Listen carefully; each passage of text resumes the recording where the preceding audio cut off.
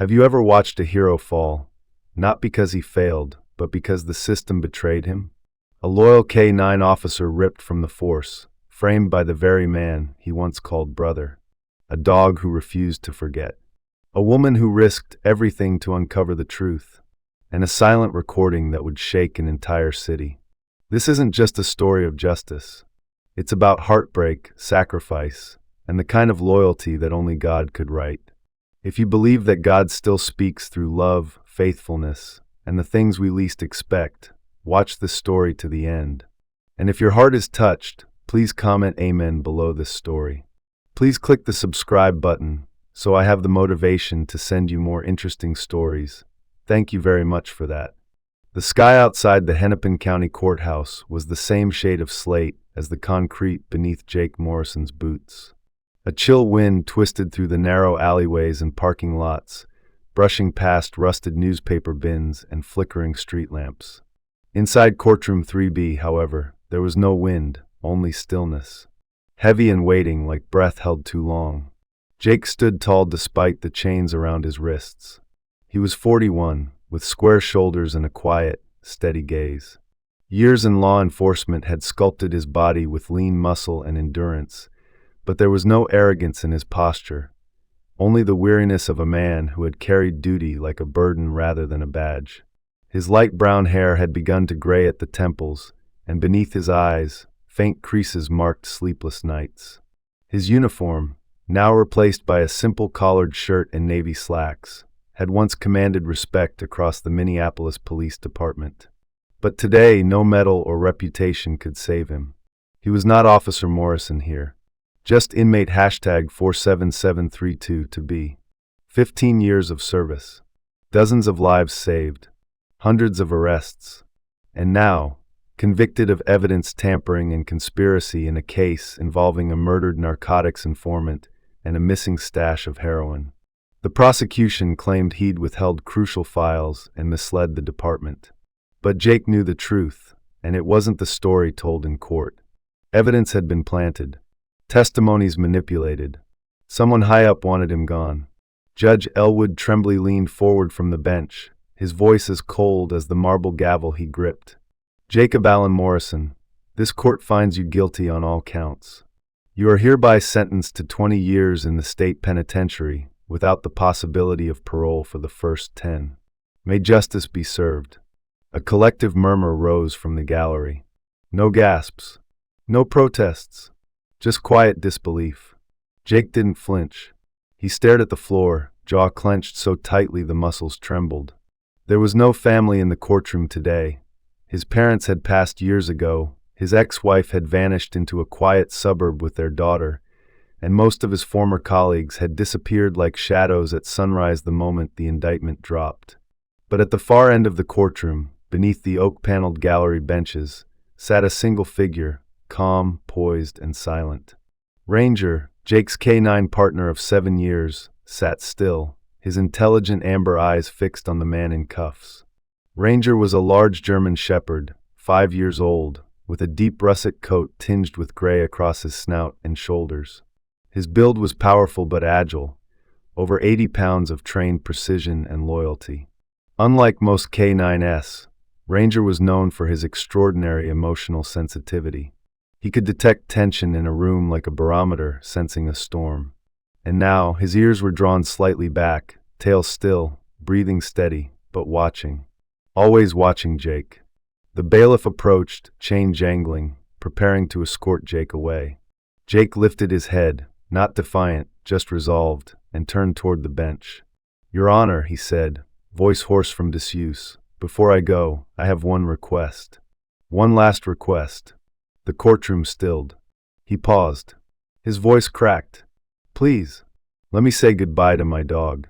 The judge's eyes narrowed, not cruelly, but with the weariness of a man who had handed down too many life-altering sentences in too many courtrooms that smelled like old varnish and regret. He looked to the bailiff, then to Ranger, then back at Jake. After a moment that stretched like a blade in slow motion, he gave a single, curt nod. 3 minutes. The moment the handler loosened the leash, Ranger surged forward, not aggressively but with purpose. His claws clicked across the floor as he ran the length of the aisle. Jake dropped to his knees as Ranger leapt into him, the dog's full weight slamming against his chest. The chains on Jake's wrists clanked, but he didn't care. He buried his face in Ranger's thick fur. "I'm sorry, buddy," Jake whispered, his voice breaking. "I let you down. I don't know what they've done, but I'm not going to be there anymore." Ranger whimpered low, nuzzling his head beneath Jake's chin. But then something shifted. Ranger tensed. His powerful frame went stiff, and his nose began to twitch rapidly, pressing against the inside of Jake's jacket near the chest pocket. He let out a sharp bark, then tugged with his teeth. Jake recoiled in surprise. "What is it?" Jake murmured. Ranger pulled harder, growling softly. A small object came loose, flipped into the air, and clattered onto the polished floor. All eyes turned. It was a digital recorder, no larger than a thumb drive, wrapped in a strip of black duct tape. The judge rose. "What is that?" An officer picked it up cautiously. "Sir, this wasn't in evidence." Gasps filled the courtroom. The prosecutor turned pale. "That's not admissible. Someone must have planted it." "No one planted it," Jake said, stunned. "I didn't even know it was there." The judge nodded toward the bailiff. "Secure the item. We'll reconvene with legal counsel." In that moment, the courtroom shifted. The verdict had been spoken, but doubt had crept in through the door Ranger opened. As the officers moved to escort Jake back into holding, Ranger stood still beside him, unmoving, his golden eyes locked on Jake with a mix of loyalty and something more, defiance. He had seen something no human had. He had pulled the thread loose. Now, the fabric of the lie was beginning to unravel. And Jake knew, as they took him away, that this was no longer just his fight. It was Ranger's too. The digital recorder sat on the judge's bench like a loaded gun, compact and ordinary, but humming with unspoken truths. Judge Elwood Tremblay, a stern man in his early 60s with creases like knife lines around his eyes, pressed his fingers together and stared at the device for a long, almost reverent moment. He was known across Hennepin County for being deliberate and methodical. He weighed decisions like a man on the edge of drowning decides which breath to take. Now that very deliberation wavered as he glanced from the device to Jake Morrison, who was still kneeling beside his K-9 partner, Ranger. The courtroom was so still it seemed to hold its own breath.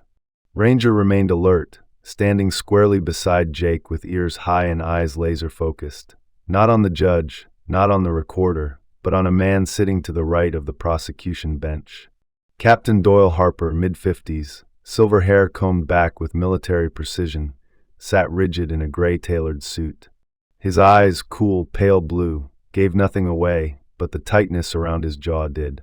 Harper had been a golden boy once. Decorated, charismatic, a man who rose through the ranks on the back of field excellence and the favor of those who signed checks and closed cases. His reputation was spotless, until now. The moment Ranger began to growl low in his throat, that thin veil of spotless professionalism trembled. Tremblay's voice rang out, crisp and commanding. "Officer, activate the device." A young bailiff, Officer Kevin Reynolds, a lanky man with sandy hair and nervous hands, fumbled briefly with the recorder before pressing the triangular play button. Static crackled for a moment, then, "Just plant the evidence," a rough male voice said, clear and without distortion. "No one's going to question it. Morrison's got the clean record. He's perfect. Get it done." Gasps sliced through the room like breaking glass. The judge's eyebrows arched as murmurs rose from the gallery. Captain Harper's expression barely shifted, but his left eye twitched once, barely visible unless you were watching closely. Jake's breath caught in his throat. He knew that voice. It belonged to the man who'd once pinned a Medal of Valor on his chest. It belonged to Harper. Beside him, Ranger let out a deeper growl, then barked, sharp, accusing, pointed straight at Harper. The dog's fur bristled like iron filings reacting to a magnetic field. "Order," the judge barked, slamming the gavel down. "Silence!" But Ranger wasn't silenced. He stepped forward, eyes unblinking, muscles coiled. His presence now held as much weight in the room as the recording had. In the second row behind the prosecution, a woman slowly stood up, her wide brown eyes fixed on Ranger. Officer Emily Banks, a uniformed patrol officer in her late 20s, average height, athletic but not bulky, with a no-nonsense ponytail and a natural tension in her shoulders, as if she were always preparing to flinch from unseen blows. Her uniform hung slightly off her lean frame, a reminder she hadn't slept or eaten right in days. Her gaze moved between Ranger and Jake. Emily had known Jake during her first 2 years on the force. He'd trained her in field procedures, always gentle but firm, the kind of mentor who believed even rookies deserved respect. Her trust in the system had been fragile even back then, cracked early when her older brother, also a cop, took his own life after being falsely accused of misconduct. She'd never entirely bought into the blue wall loyalty doctrine. And now, watching Ranger's unflinching growl at Harper, the pieces in her head clicked hard into place. "Judge," the prosecutor stammered, rising with visible sweat on his brow, "that's circumstantial. That recording could be a fabrication. It's not been authenticated." "Sit down," Tremblay said sharply, standing from the bench. "You want to play games in my courtroom, counselor? Do it on your own time. I've heard enough." He looked at Jake. Detective Morrison returned to holding. "This case is not closed. To the bailiffs, secure the defendant. Secure the evidence. And," he paused, pointing to Harper, "Captain Harper, you are not to leave this building. You will be held for questioning pending authentication of that recording." Harper's jaw moved, but no words came. Jake's lips curled into something that was almost a smile, not of victory, but of recognition. Someone somewhere had slipped the truth into his jacket like a final prayer. And Ranger had found it. As Jake stood, Ranger at his side, Emily stepped forward through the gallery. Her eyes met Jake's. He nodded once. Not a plea, not a goodbye, just a quiet confirmation that something bigger had begun. Ranger turned his head to her as well, and Emily felt something twist behind her ribs. That dog knew more than anyone in this room. That dog had just changed everything. Outside the courtroom, gray clouds gathered over the Minneapolis skyline. Leaves rattled against the courthouse steps. The wind had picked up again, colder now. Inside, justice had paused, not dead, not denied, but waiting. And for the first time in weeks, Jake felt it. Not freedom, not absolution, just the beginning. Rain had settled over Minneapolis like a gray sheet, muting the sounds of the city to a dull hum. On the far edge of the downtown precinct stood a squat brick building with faded white lettering, MPD K9 Division Unit 6. Inside, the scent of antiseptic mingled with wet fur, rubber mats, and coffee that had been burned to bitterness by the hours it sat untouched. The kennels were clean, but no one ever mistook this for a peaceful place. K9s were trained here, shaped into tools of precision and protection. But today, something in the air was off. Ranger paced restlessly in Kennel 12, claws tapping out a rhythm of quiet discontent. His tail hung low but alert, his ears twitching at every shift of sound. The 5-year-old German shepherd, typically a model of discipline, now showed agitation that none of the handlers could interpret. He had refused food, snapped at a gate when one officer tried to leash him, and had spent the last 10 minutes staring intently at the far wall, as if memory lived there. Just outside the door, Officer Emily Banks signed the last of the intake forms with a sigh. She wore her MPD jacket, unzipped and damp at the collar, and her badge tucked beneath it like a buried conviction. She was in her late 20s, but carried the bone-deep weariness of someone much older. Her frame was compact, sturdy from years of training, but lean from skipped meals and sleepless shifts. Her eyes were a stormy hazel, framed by lashes dark with rain and fatigue. Emily rarely spoke unless necessary. Her trust in people came slowly and was seldom complete. Since her brother died, a fellow officer pushed out by an internal investigation no one dared challenge, Emily had learned to move through the department like a ghost with a badge. Today, however, she was not invisible. Her voice cut through the clatter of forms and distant barking. "I'll take him." A pause followed. Sergeant Phil Lantry, a barrel-chested man with salt and pepper hair and a constant expression of disbelief, looked up from his clipboard. "Banks?" You sure? I worked with Jake, she replied, her tone flat. Ranger will respond to someone familiar. That's more than any of your guys can say. Lantry raised his eyebrows but handed her the leash without comment. He'd seen enough strange things this week to know when to stay quiet. As she stepped into Kennel 12, Ranger immediately stilled. His nose twitched once, then he stepped forward, not eagerly but with cautious curiosity. Emily knelt. Hey buddy, she whispered, unclipping the latch. Let's get out of here.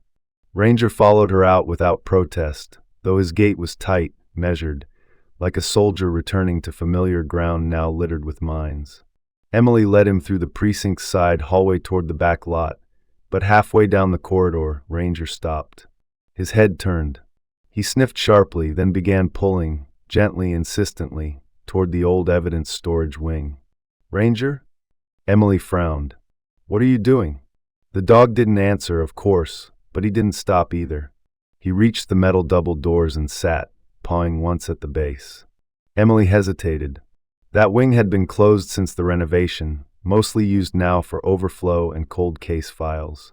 Her ID wouldn't work without a supervisor code. She looked around. A quiet figure stepped from a nearby stairwell. Officer Ben Calder, a soft-spoken desk clerk with a boyish face and a slouch that made him appear shorter than his actual height. His sandy hair always seemed one gust away from ruin. Calder respected Emily, mostly because she never mocked him for the way he flinched at raised voices. She raised an eyebrow. Can you get me in? She asked. Calder blinked. That's evidence storage. Yeah. He looked down at Ranger, then back up at her. You're not logged for a search. I'm walking the dog, she said. He wants to go in. Ben glanced around, shrugged, and swiped his access card. The lock clicked. Emily and Ranger stepped inside. The room smelled of cardboard, dust, and forgotten stories. Metal shelves towered over them, filled with plastic tubs, brown evidence bags, and faded case folders. A single flickering light overhead cast deep shadows. Ranger moved ahead, nose low, ears pivoting. He led her past shelves labeled 2019 homicides, narcotics B, confiscated weapons. Then he stopped. A box marked Jake Morrison 2022 incident report sat on a middle shelf, covered in a layer of untouched dust. Emily reached for it, her hands steady but heart thudding. She opened the lid. Inside, the top folder was blank, marked only with Jake's badge number. Beneath it were photographs.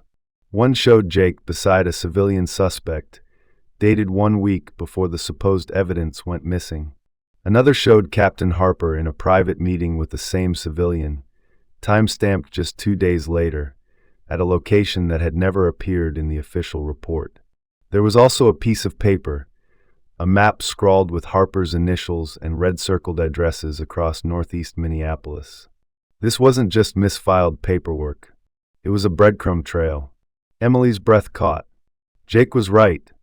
Behind her, Ranger let out a soft, low whine, something between confirmation and warning. She replaced the documents and closed the lid. Her mind was already racing. If she checked this out, the audit logs would flag it. If she reported it to the wrong superior, it could disappear. And if she said nothing, she turned to Ranger, who watched her with those unblinking eyes. You're not just a dog, she said softly. You're his proof. As she stepped back into the hallway, the lights buzzed louder than they should. Somewhere down the corridor, an elevator dinged. Emily moved fast, Ranger close beside her. She wasn't sure yet who she could trust, but she knew one thing. Jake Morrison wasn't just wrongfully convicted. He had been framed by someone who wasn't finished yet. The morning haze clung to the windows of the Minneapolis Police Department like a stain that refused to lift. Fog seeped between buildings like a slow, heavy secret, wrapping the city in muffled silence. Inside the precinct, light filtered weakly through slanted blinds, casting gray stripes across tiled floors and dust-covered lockers. Emily Banks stood in the dim hallway of the long-abandoned officer's locker room, the kind no one used anymore. It sent a mix of mildew, old sweat, and forgotten lives. Ranger walked beside her, calm now, deliberate. His thick, russet coat shimmered faintly under the flickering overhead bulb, and his breaths came low and steady. He wasn't pulling like before, he was leading. With purpose. The same unshakable focus he once used tracking fugitives. Only now the fugitive wasn't a person. It was truth. The rows of dented metal lockers stretched into shadow. Emily moved with caution, the soles of her boots thudding softly against the floor. Her badge felt heavy in her pocket, not with authority, but with consequence. Jake Morrison's old locker sat at the far end. She recognized the initials etched faintly into the top. JM, the lock had been snapped and left dangling. No one had bothered to reset it. His reputation had died the day the charges stuck. Ranger stopped, sat, and looked up at her. Emily reached out and opened the locker. Inside, the shelf was nearly empty. A folded MPD rain jacket. A half-used notebook. A black pen with a bent clip. And just beneath it, taped to the inner wall with cracked electrical tape, was a small yellow envelope. No name. No label. She pried it loose and opened it carefully. Photographs slipped out into her hand. The first image was grainy, zoomed from a distance, but unmistakable. Captain Doyle Harper standing near a dock, shaking hands with a man whose face was partially shadowed beneath a baseball cap. But Emily recognized him. Everyone in the department did. Frankie Marino, a known smuggler with links to at least 3 arms trafficking investigations in the Midwest. No charges ever stuck, but his name had passed through dozens of case files like a ghost. The second photo showed the same dock from another angle. Harper was now handing over something, a flash drive or envelope, while Marino leaned in close. Emily's pulse picked up. Behind the photos was a folded sheet of paper, an account ledger. Payment records. Several dates. Large transfers labeled as consulting fees, all tied to off-the-books contractors. Some names had been blacked out. Others were still visible, including one she hadn't expected. Sergeant Neil Barrows, a supervisor in narcotics with a reputation for clean busts that always made the evening news. The evidence was damning. Not just misconduct. This was conspiracy. She was still staring at the paper when her radio crackled. Officer Banks, report to Captain Renshaw's office. Immediately. Emily froze. Captain Nora Renshaw was the acting division head, while Harper was under review. She was known for being meticulous, late 40s, thin frame, sharp voice, and hair always pulled into a tight auburn bun like she'd rather cut a suspect with her hairstyle than a knife. Her eyes, a shade too pale to be warm, could paralyze most rookies in their first week. Renshaw had earned her place not through politics but through pure, unforgiving efficiency. No time for mistakes. Even less for secrecy. Emily tucked the photos and documents back into the envelope, slid them beneath the raincoat, and shut the locker. She glanced at Ranger. His ears had perked again. They moved quickly. On the 3rd floor, Captain Renshaw's office was small but immaculate. A framed medal of commendation sat behind her desk, next to a faded photo of her and a teenage son who died 2 years ago in a car accident. Since then, she had grown colder, harder to read. Grief hadn't broken her, it had calcified her. Emily entered and stood at attention. Ranger sat beside her. Officer Banks, Renshaw said, not looking up from her tablet. Why were you in evidence storage yesterday afternoon? I was escorting the K9 unit, Emily replied evenly. Renshaw's eyes lifted. Did the dog request access? Emily didn't blink. Ranger tracked his scent into the room. I followed protocol. You followed a dog into a restricted room, without supervisor clearance and bypassed chain of custody? Emily didn't answer. She knew better than to justify what couldn't be defended. Renshaw tapped her stylus twice against her desk, then set it down. She stood, walked around the desk, and leaned against its edge, arms crossed. I knew Jake Morrison, Renshaw said quietly. He trained under my unit a decade ago. I watched him rise. I also saw the files from his case. The evidence was airtight. So let me ask you a question, Officer Banks. She stepped closer, lowering her voice. Are you poking around because you miss your mentor? Or because you actually think something's wrong? Emily's breath tightened, but her voice was steady. What I think, ma'am, is that we don't know the whole story.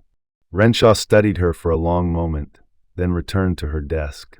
"You're dismissed. But tread carefully, officer.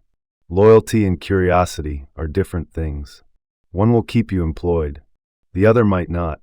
Emily nodded and left the office, her heart pounding.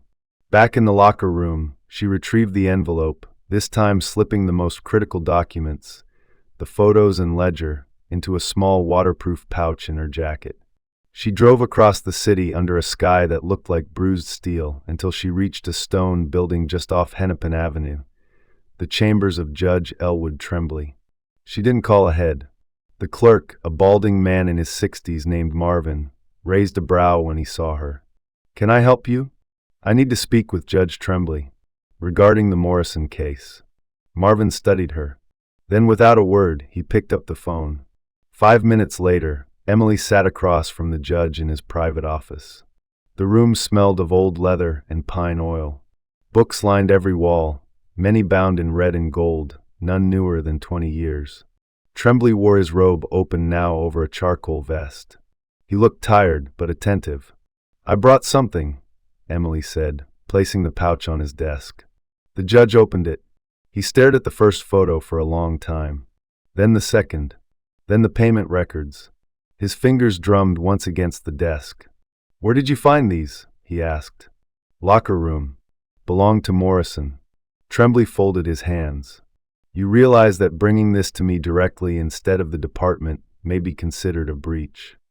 "I know," Emily replied. He looked at her, his expression unreadable. "You did the right thing," he said quietly. "This changes everything." The doors to the detention center slid open with a metallic hiss that echoed down the sterile corridor like the exhale of a beast surrendering its prey. Jake Morrison stepped through, squinting at the daylight. It had only been 9 days since his wrongful conviction was suspended, but those days had felt like a cold eternity, measured not in hours, but in silences, suspicion, and steel bars. His hands, though free now, still held a memory of cuffs, and his posture betrayed the tension that hadn't yet drained from his spine. He wore the same clothes he'd been arrested in, faded jeans, a navy shirt, and a jacket Emily had brought him during intake. His hair, now longer than usual, curled slightly at the edges of his collar, and his beard had begun to come in as a patchy shadow along his jaw. Despite the exhaustion that tugged beneath his eyes, his presence still held gravity. There was something unshakably solid about Jake, like a man who had been forged, not broken, by fire.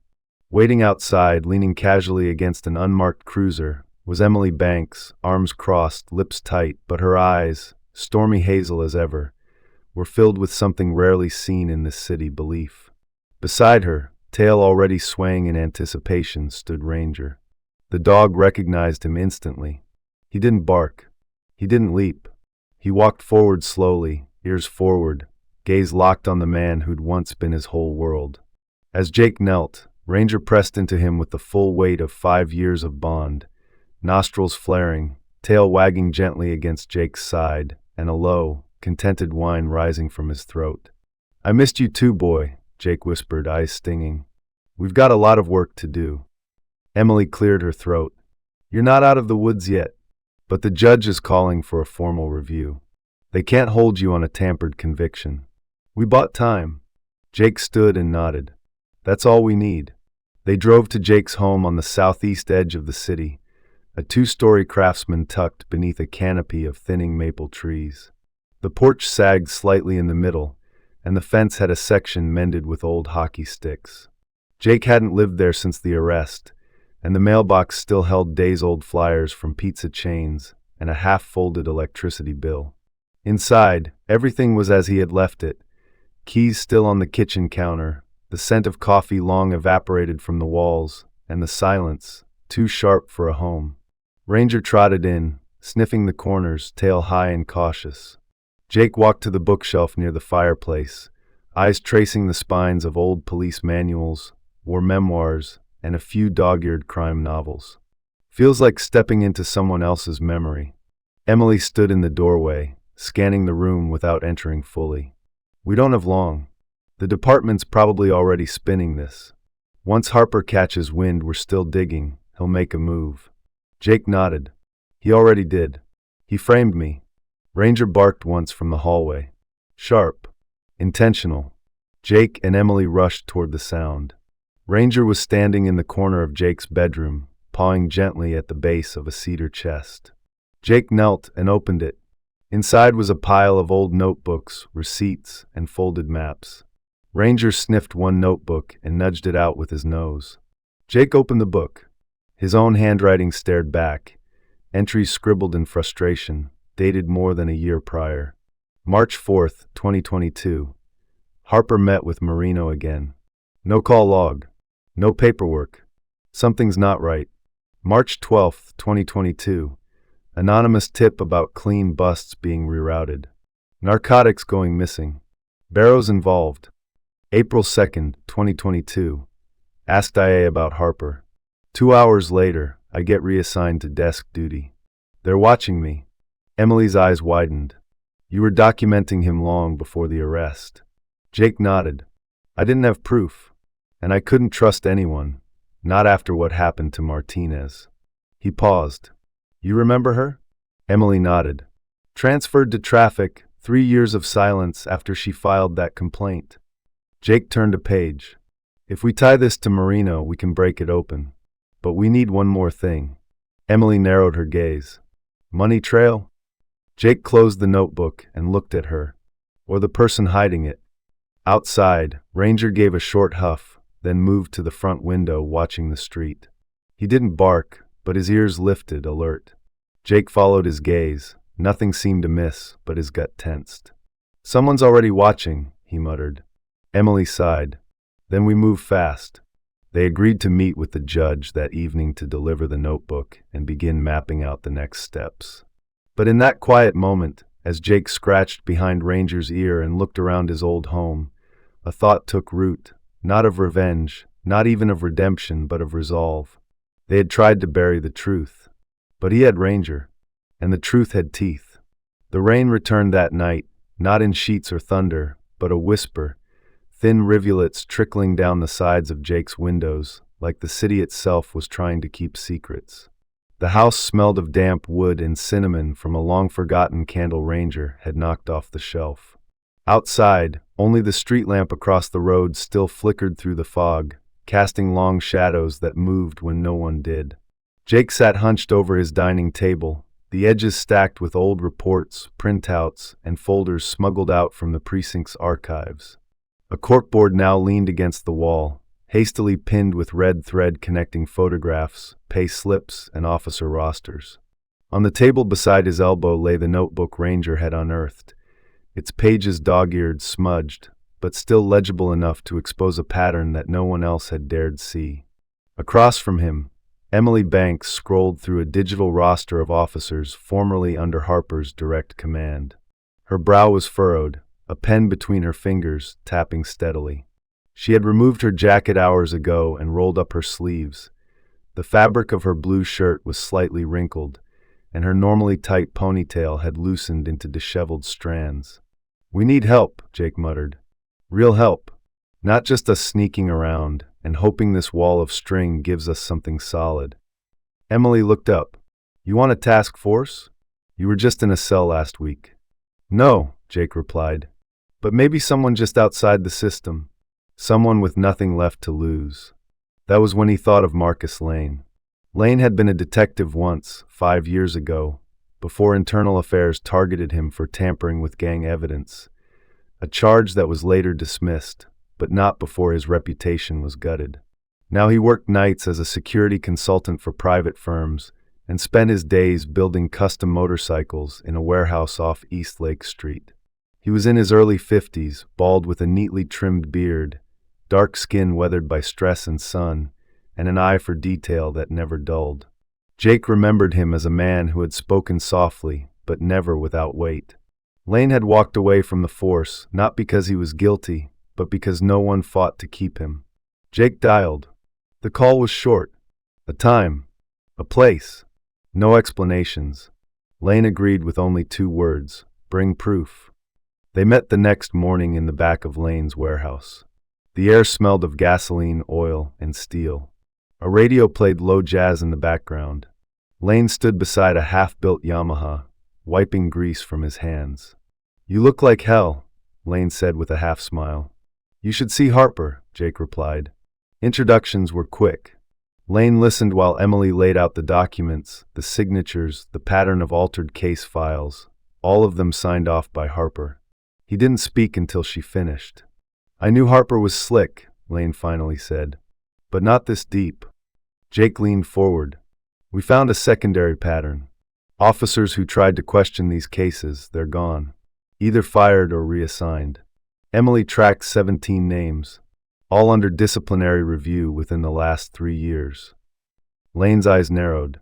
"That's a purge. And it wasn't random," Emily added. "They're the ones who had eyes on narcotics logistics. Most of them had clean records. Some just disappeared, like they were never part of the system at all." Lane crossed his arms. "You want me to dig?" Jake nodded.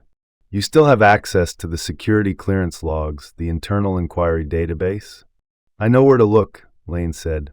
"But if this goes where I think it does, you'll need more than me. You'll need someone inside Harper's current circle." That's when Emily brought up Sarah Kimball, a civilian audit specialist at Internal Oversight. Mid-30s, tall and slender with a subtle limp from a car crash years back, she moved with an elegance that betrayed the steel beneath. Sarah had a reputation for being precise, quiet, and deeply ethical. She'd once shut down a 6-figure embezzlement case despite political pressure to bury it. She didn't bluff, didn't bow, and didn't break. Emily had trained with her briefly during a rotation and remembered that Sarah never looked surprised, only interested. That afternoon, they met Sarah at a public library cafe near the river. Sarah wore a charcoal blazer over a gray turtleneck, her curly hair tied back, eyes sharp behind rimless glasses. When Emily showed her the tampered reports, she leaned back and exhaled once, not in shock, but resignation. "I saw the audit flags," Sarah said, voice calm. "But my supervisor ordered them ignored. Said they were low priority. I was reassigned to asset reallocation 2 weeks later." Jake asked, "Would you testify?" Sarah didn't answer immediately. Then, "If you give me something irrefutable." Back at the house, Jake and Emily returned to the files. Ranger circled once, then settled at Jake's feet, resting his chin on a manila folder. Jake reached down absently, fingers running through the fur behind the shepherd's ear. That was when Jake's phone buzzed. A text. No name. No number. "Stop digging. Or disappear." He stared at the screen. It was too clean. No typos. No emojis. Just cold, perfect threat. Emily looked over. "Spam." Jake handed her the phone. Her face tightened. "They know." Ranger lifted his head. Jake stared out the window as dusk crept over the horizon, the street outside growing darker, the shadows deeper. Somewhere out there, Harper, or someone Harper answered to, was already moving. And now, so were they. The warehouse was dead silent except for the soft hum of a portable heater and the intermittent clicking of keys as Jake flipped through files under the dim glow of a single desk lamp. Rain slapped against the rusted tin roof above, each drop like a clock counting down. The makeshift office, tucked into a forgotten auto body garage on the city's southeast edge, had become their midnight headquarters. A row of filing cabinets had been dragged in to create a wall. Maps covered the back wall, marked in red ink, showing movement patterns, police deployments, and connections Jake had been too afraid to voice aloud just a week ago. Emily sat to his left, cross-legged on a torn swivel chair, her sleeves rolled up, sidearm holstered tightly at her hip. Her eyes flicked from printed reports to her notepad, drawing cross-references and checking names. The weight of the investigation was visible in her posture, shoulders taut, eyes slightly bloodshot, hair knotted into a messy bun. Ranger lay at the door, ears half lifted, breathing quiet and regular but not relaxed. He had grown more alert the past few days, his instincts sharp as broken glass, especially since the anonymous threat. Jake trusted Ranger's gut more than his own now. The dog didn't flinch at nightmares or rumors. He knew when something real was coming. Across the room, Sarah Kimball worked alone. She had changed out of her usual tailored clothes and wore a simple hoodie and jeans. Without her business armor, she looked smaller, younger. Her curly hair was pinned back, revealing a long scar that ran along the left side of her neck, barely visible unless you were close. A reminder of the car accident that had taken her fiancé 6 years ago. She spoke little, but when she did, her voice was even and decisive. Her fingers flew across the keys of her laptop, tracing financial transactions linked to Harper's personal accounts. "I've traced 3 more payments," she said, not looking up. "Offshore, filtered through a shell company based in Nova Scotia. Same account that paid out the consulting fees to Barrows and at least 2 others." Jake nodded. "Can you tie them to Harper directly?" "Not yet, but the trail's there. If we can access the precinct's internal audit logs, I can overlay metadata from the payment timestamps." Suddenly, Ranger lifted his head. Emily noticed it first. "What is it, boy?"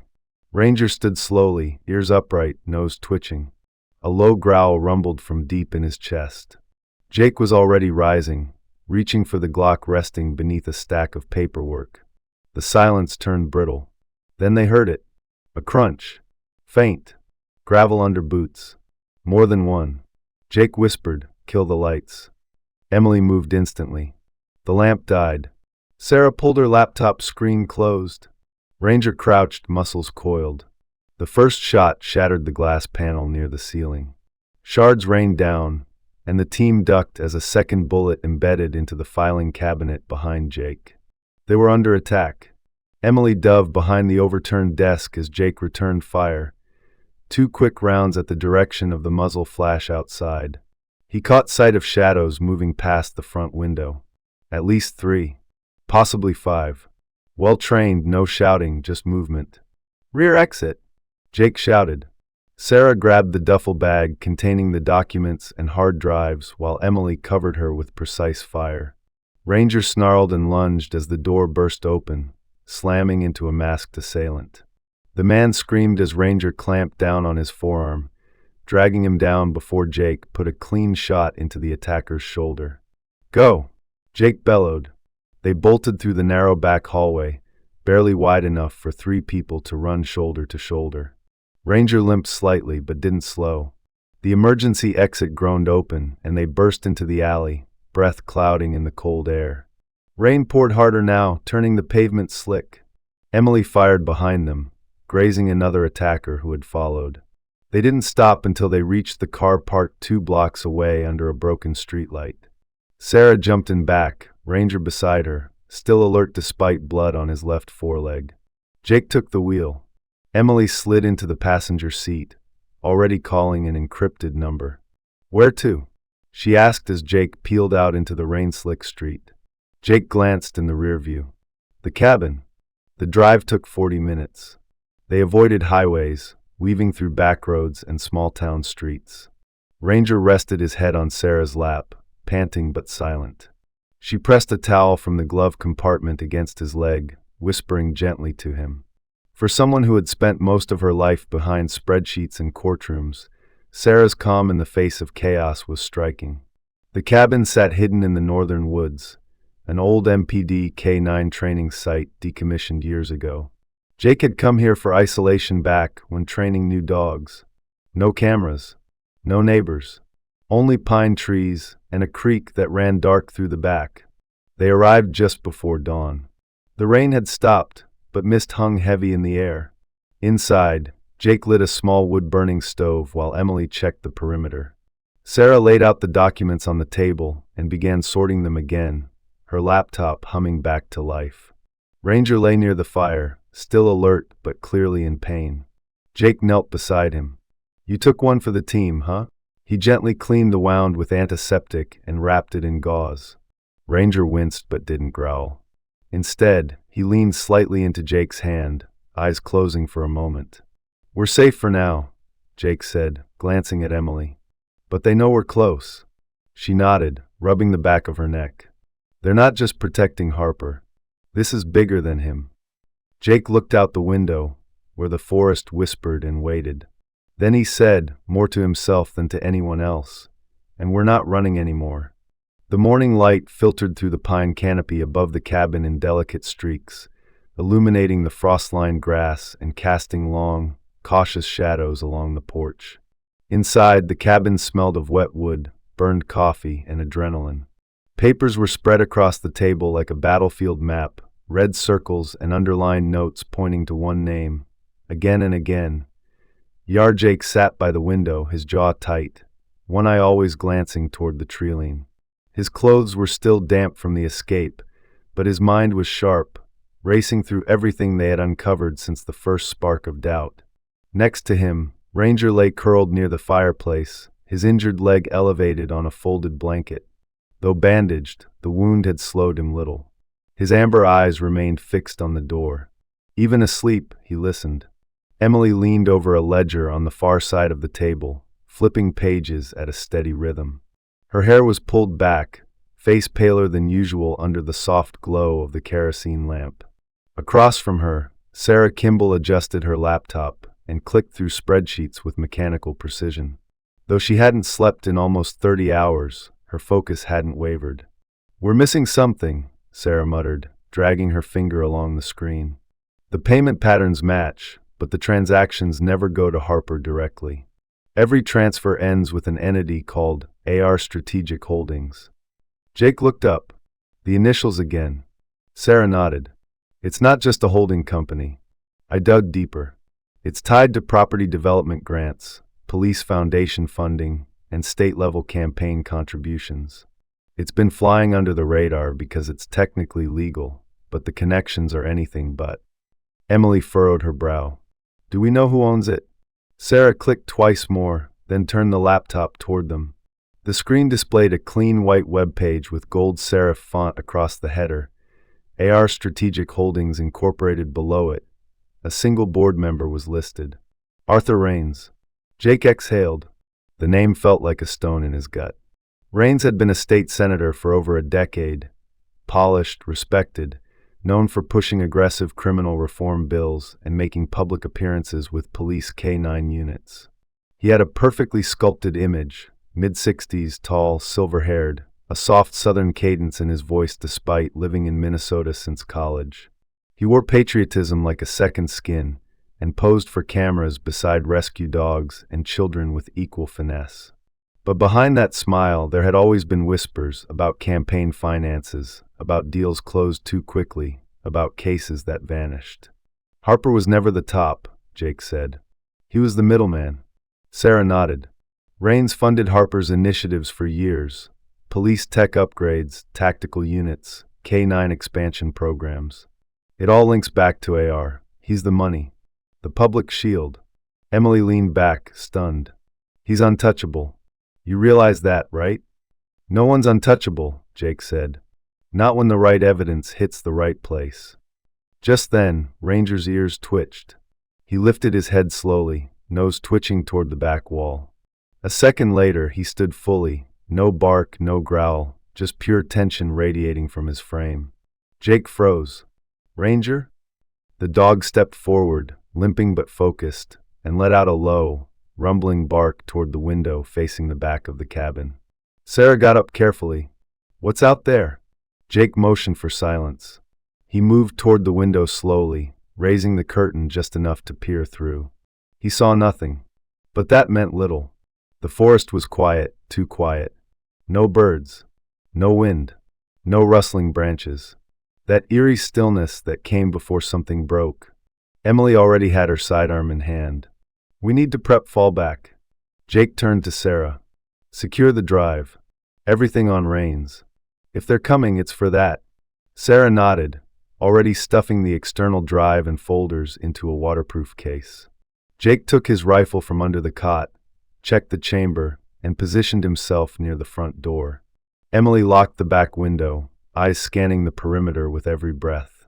Ranger stood now beside the fireplace, but had repositioned so he could face both the door and the window.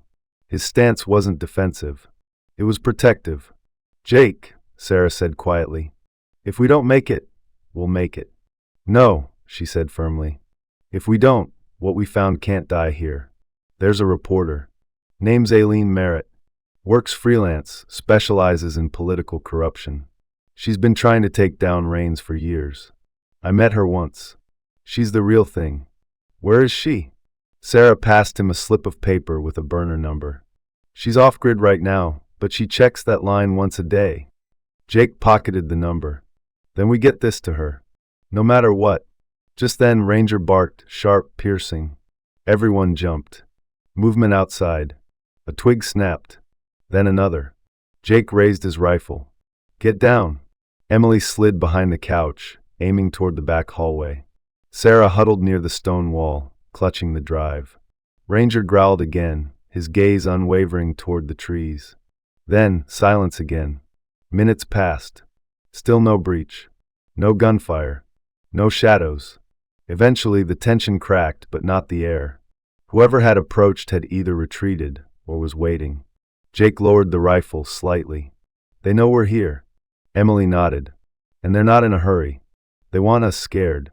They're doing a damn good job, Sarah muttered. Jake exhaled. Time's up. We move at first light. Outside, the forest exhaled with them, but it felt more like something circling, something waiting just long enough to strike. The first light of dawn had barely touched the treetops when Ranger's low growl shattered the brittle quiet. Jake Morrison was already awake, perched in a worn armchair near the front door, rifle across his lap. His eyes met Ranger's, and in that single glance he knew they were out of time. Get up, he said, voice a calm whisper that cut through the tension like a knife. They're here. Emily Banks stirred from her position near the fireplace, blinking away sleep. She reached for her sidearm without a word, the fatigue instantly burned away by pure instinct. Sarah Kimball was already zipping the duffel bag that contained the encrypted drive, notes, and photos, everything that could end Arthur Raines if it ever saw daylight. Outside, the woods were alive, but not with nature. Heavy footsteps, muted by training but not silence, circled the perimeter. The unmistakable click of a rifle being loaded cut through the air. This was no bluff. This was an execution. Jake looked at Emily. You run. Now. Take the drive. Get it to Merritt. Emily shook her head. We can all go. No, Jake snapped, then softened. This is why we came out here.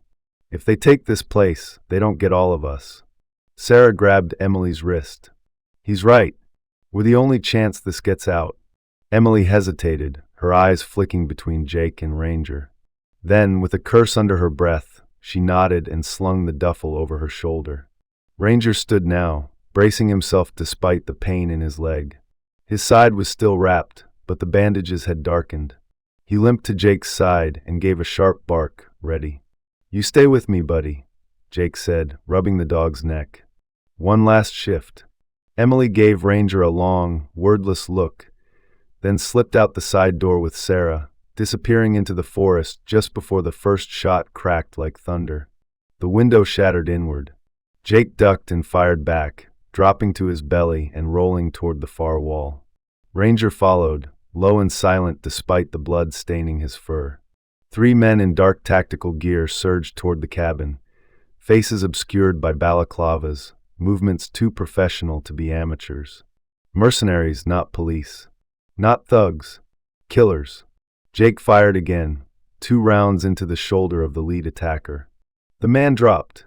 Ranger launched himself through the broken window, teeth bared, slamming into the second man with the full force of 90 pounds of fury.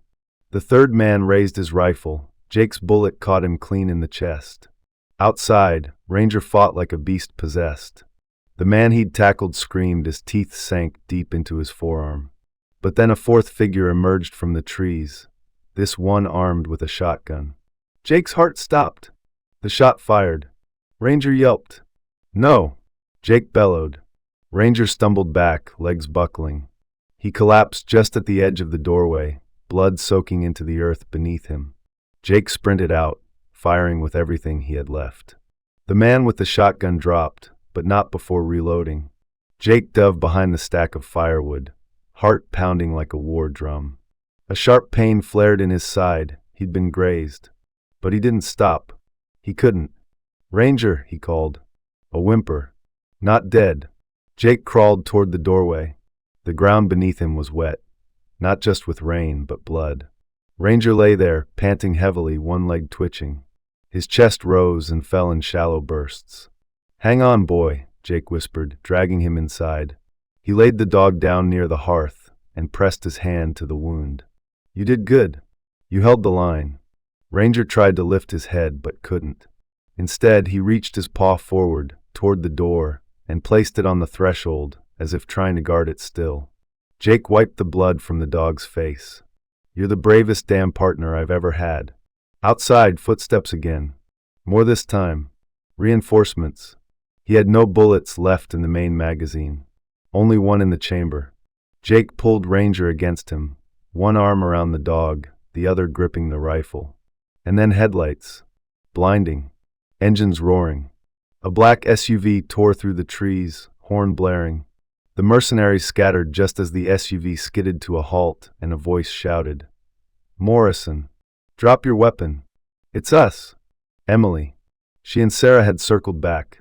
2 sheriff deputies, ones they'd flagged down with fake IDs and a story about a missing witness, jumped from the SUV, weapons drawn. The mercenaries fled into the woods. Backup had come. Barely. The next hour was chaos. Ranger was rushed into the back seat, his head in Jake's lap. Jake bled through his shirt, but refused to let go of the dog. Emily drove, Sarah rode shotgun, calling in a contact at a safe house out of state. They didn't stop until they crossed county lines, 2 hours north. Ranger faded in and out, but he didn't lose consciousness fully. Every time Jake spoke, he stirred. Every time Emily's voice cracked, he flicked his ears. And when they reached the safe house, a small medical team, former EMTs working off the books, took Ranger in with gentle hands and quiet reverence. "He's strong," one of them said, a woman with gray braids and hands like stone. "This dog doesn't want to die. That helps more than morphine." Jake sat outside the room for hours, fingers stained with his partner's blood, eyes unblinking. Emily knelt beside him. "You held them off alone." "I didn't," Jake said. "He did. Ranger would live. Barely. But he'd stood his ground for the truth. And that truth was now on its way to Aileen Merritt, the only reporter willing to publish it without fear." Jake reached into his coat, pulled out a photo, a picture from 3 years ago. Him in uniform. Ranger beside him. Emily on the other side, holding a training baton and laughing. He looked at it for a long time. Then he whispered, "One more day and we finish this." The sun broke through the overcast sky in shafts of gold as the morning fog retreated over the rolling hills outside Fairmont, Virginia. It was a new day, crisp with late autumn air and the scent of wet earth and burning leaves. The past week had felt like a blur, rage, blood, truth clawing its way through shadows, but today the tide turned. In her gloved hand, Emily Banks held the envelope that could change everything. Not just for Jake, but for every name erased, every badge tarnished by silence. She waited in a modest cafe tucked between a bookstore and a pharmacy.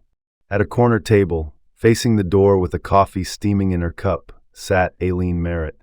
She was in her 50s, sharp cheekboned with steel gray hair pulled into a tight twist. Her eyes, pale green and unflinching, scanned Emily with a calm curiosity as she approached. Aileen wore no makeup, no nonsense, just a gray wool coat and the gravity of someone who'd stared down power too many times to flinch anymore. "You're early," Aileen said as Emily sat. Emily handed over the envelope. "This needs to go public. It's not just about Jake. This network, it stretches across 4 counties. Judges, cops, a state senator. There are names, dates, numbers. Enough to make them run." Aileen didn't open it yet. "And if they threaten you?" "They already did," Emily said. "They failed." The journalist nodded. "Then we print it."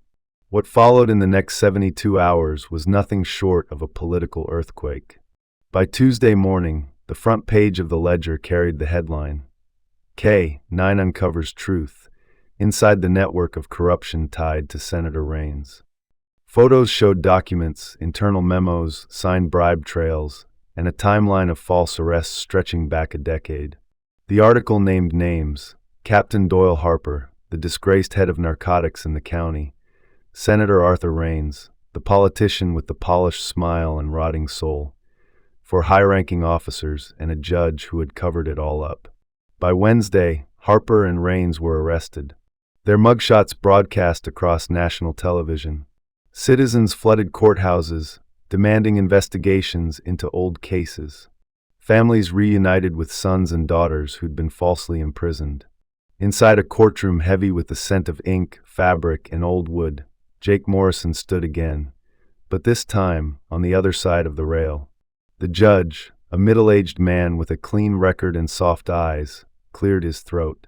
On behalf of this court, and with the full authority of the state of Virginia, we formally vacate the charges against Jacob Morrison and restore all honors and titles previously stripped. Mr. Morrison, we owe you an apology. Jake said nothing for a long moment. He wore a charcoal suit that hung slightly loose now. He'd lost weight during the ordeal. His face was clean-shaven, but the haunted lines around his eyes remained. When he finally spoke, his voice was even but tired. "Keep the honors," he said. "Just fix what's broken." Applause erupted in the courtroom, not from officials, but from citizens in the back rows, including families affected by the corrupted cases. Some held signs. Others held photos of loved ones. And in the second row, seated proudly between Emily and Sarah, was Ranger. The German shepherd sat tall, his coat gleaming, the scar on his leg hidden beneath a custom K9 vest with the word "retired" stitched across the side. His ears perked when Jake looked at him, and he let out a low, satisfied bark. Later that week, Jake stood on a quiet stretch of land just outside Charlottesville. It used to be a rundown ranch, but the soil was firm, the fences mended, and the horizon open. He stood beside a wooden post, hammer in hand, driving a new sign into the earth. The lettering was hand-carved: Liberty Tales K9 Retirement and Training Sanctuary. Emily approached from the truck, her boots crunching gravel. "You sure about this?" Jake wiped sweat from his brow. "Never been more sure. I thought they offered you a badge again." "They did," Jake said, then glanced toward the main field where Ranger was bounding across the grass with 3 younger dogs, 1 Belgian Malinois, 2 German shepherds. "But I'm not looking back." Ranger barked once and rounded up the trio with practiced authority. Even injured, even retired, he moved like a general, disciplined, proud, and fast. Jake watched with something like awe. Sarah Kimball arrived next. Now part of the nonprofit, she had traded courtrooms for coordination. She was tall, lean, wore denim and flannel instead of suits, and had cut her hair short after the safe house raid, said it made her feel lighter. She greeted Jake with a smile and a clipboard. "We've got 3 more dogs coming in next week. All K9s retired early due to injury or trauma." Jake nodded. "They'll be safe here." The sanctuary wasn't just a place for dogs, it was for officers too. A few former cops now volunteered on site, helping train the dogs or just spending time among the only creatures left that didn't ask questions and didn't judge. On the porch of the main cabin, Ranger sat beside Jake as the sun dipped low, painting the sky in strokes of gold and pink. Emily handed Jake a cup of coffee. "They're calling Ranger a hero," she said softly. "He always was," Jake answered. They sat there, 3 of them, watching the future rise from the ashes of what almost destroyed them. Sometimes what looks like betrayal, failure, or endless darkness is actually the beginning of a miracle, one only God himself could orchestrate. Jake was cast into the shadows by the very people he once trusted. But through the unwavering loyalty of a dog named Ranger and the quiet courage of a woman named Emily, the truth broke through like morning light after the longest night. In our everyday lives, we may find ourselves in Jake's shoes, misunderstood, hurt, abandoned. But just as Ranger never left his side, God never leaves ours. He works in mysterious ways, often through the small and the faithful, a loyal companion, a courageous heart, a hidden page of truth. And when the time is right, he restores what was lost, heals what was broken, and gives us a second chance to love, to live, and to lead others home. If you've ever felt like the darkness would win, remember this: God is never silent forever. His justice may be delayed, but it is never denied. If this story touched your heart, share it with someone who needs hope today. Comment, Amen, if you believe God is still working miracles, even in the darkest moments. Subscribe to our channel for more stories that remind us of loyalty, truth, and grace. May God bless you and your loved ones, now and always.